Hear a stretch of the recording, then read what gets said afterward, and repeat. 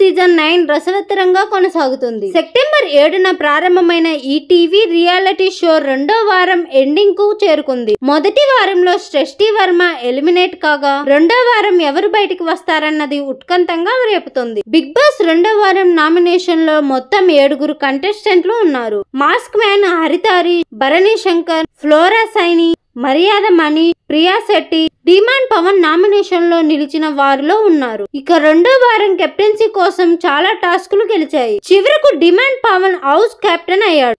అయితే దీనికి కారణం రీతూ చౌదరినే అని సోషల్ మీడియాలో కామెంట్స్ వినిపిస్తున్నాయి. రీతూ పట్టుబట్టి మరి పవన్ ను గెలిపించిందన్న అభిప్రాయాలు వ్యక్తమవుతున్నాయి. కెప్టెన్సీ కంటెండర్లను ఎంచుకోవడానికి ముందే రీతూకి డిమాండ్ పవన్ కి మధ్య ఓ సీరియస్ డిస్కషన్ జరిగింది. నా కోసం ఈ వారం కెప్టెన్సీ అవ్వాలని రీతూ కోరడం, దీనికి నీ కోసం ట్రై చేస్తా అని డిమాండ్ రీతూ కళ్ళల్లోకి కళ్ళు పెట్టి చూస్తూ మాట ఇవ్వడం తెలిసింది. అయితే అనూహ్యంగా ఈ కెప్టెన్సీ టాస్క్ కు రీతూనే సంచాలకుగా సెలెక్ట్ చేశారు బిగ్ బాస్. ఇంకా టాస్క్ మొదలైనప్పటి నుంచి పవన్ కి సపోర్ట్ ఇస్తూ కనిపించింది రీతూ. వాస్తవానికి ఈ టాస్క్ లో బర్నీ అద్భుతంగా ఆడాడు. అతనే విజేతగా నిలవాలని, కానీ రెండో రౌండ్ లో రీతూ చౌదరి తనని ఆపండి అని 3 సార్లు అరిచిన బర్నీ ఆగలేదు. అతన్ని గేమ్ నుంచి తొలగించింది. బజర్ మోగే వరకు గేమ్ ని ఆపకూడదనే రూల్ ఉంది. కానీ బర్నీ విషయంలో మాత్రం ఈ రూల్ ని అనుసరించలేదు రీతూ. పవన్ కోసం బర్నీని గేమ్ నుంచి తొలగించి షాక్ ఇచ్చింది. బర్నీ లాగే డిమాండ్ పవన్ కూడా ఈ టాస్క్ లో చాలా తప్పులు చేశాడు.